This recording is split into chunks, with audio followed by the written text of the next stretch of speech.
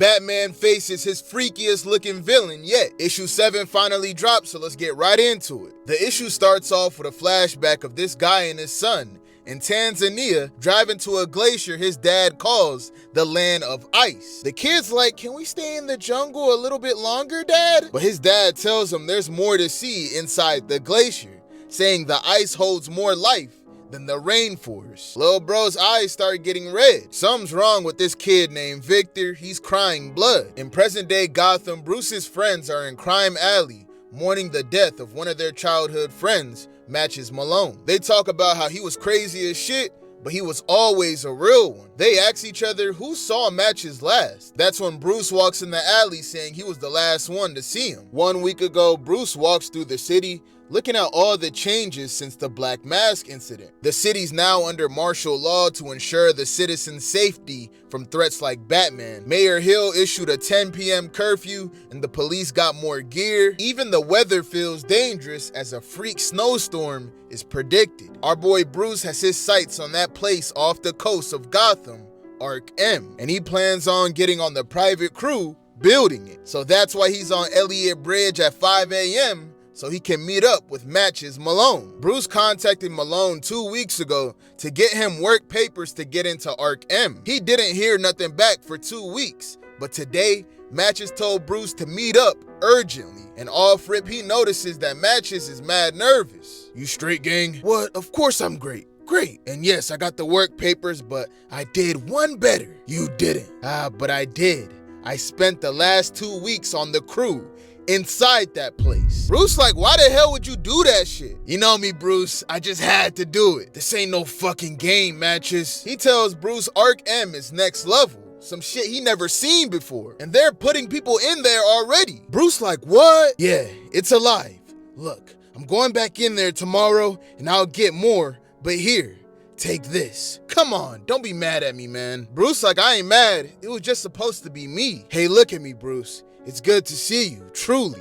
I miss you and the guys. Crime Alley for life. I wouldn't have done this if I didn't want to. The truth is, I owe you for what? For... Matches starts turning red and sweating rapidly. Matches? Mad pores open up on his face and blood pours out everywhere. Matches! Killing bro instantly. No.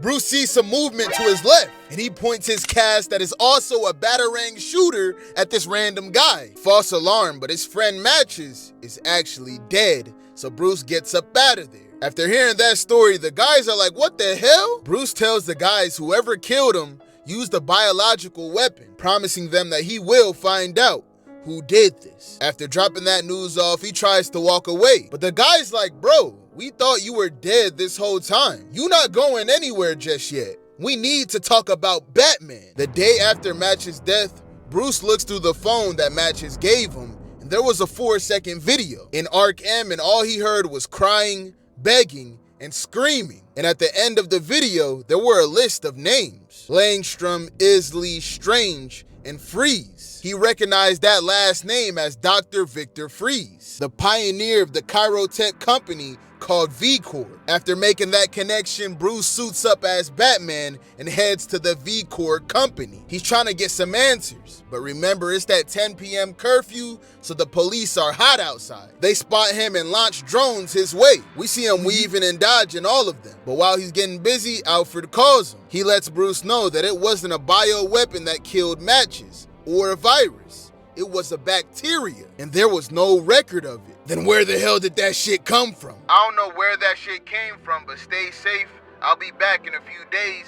We can talk. Bruce throws 2 cops into each other and finally reaches the top of V-Corps. Alfred's like, I know your ass is not outside right now. Bruce like, yeah, I'm hanging up now. We go back to Bruce talking to his friends, and he tells them he should have kept them apart from all this. They realized they were all playing a part for Batman, but Bruce already lost one friend in Matches, so he tells them to just get the hell up out his way and let him get back to work. Batman enters the V-Corps building as Bruce, a nobody, and he looks at all the frozen extinct animals on display. Some guy walks out explaining they're all real. Bruce introduces himself as Pennyworth, a guy from the city here to run a check on the power. The director checks the ID and he falls for that shit. Thank you, Pennyworth. If you need anything, I'll be here in the building. Bruce asks him a question. Do Victor and Nora Freeze still oversee things here? I guess you could say that, yes. And he presses a button, revealing Victor and Nora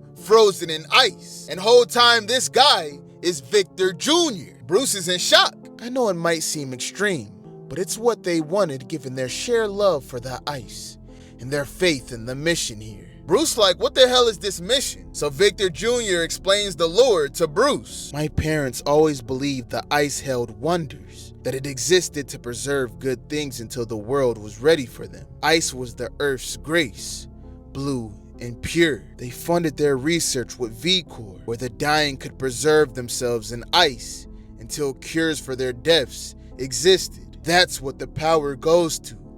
All the people frozen, waiting to be woken one day, including my parents. Bruce like, has anyone actually been revived from that shit? Yes, me. When I was a boy, I was diagnosed with a rare terminal disorder. Distraught, my parents were convinced the condition would be cured one day, but not in time to save me, so the ice would save me instead. Bruce is like, okay, I guess the ice did save you. Yes, still, they told me it wouldn't hurt. When I woke up, the world would be a better place. But the ice, oh, it's not what they thought. Not at all. Bro's fingers start transforming, and that's when Bruce looks at the table, realizing that Matches was infected by this ancient microorganisms, connecting the dots to Victor Jr. I felt everything, every moment, and the pain, my God.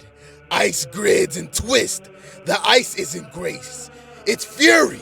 It's reckoning! The ice births monsters, Mr. Pennyworth, just like me! Victor Jr. transforms into this long monstrosity, creepy monster. Now to the land of ice we go. And he palms Bruce's face, seemingly infecting that shit. Oh my gosh, this is the craziest iteration of Mr. Freeze I ever seen. Next chapter is about to be crazy. Let me know your thoughts on this issue in the comments, and if you want to see the next one, make sure you're following your boy. Well, on that note, I'm going to see y'all boys and girls next time.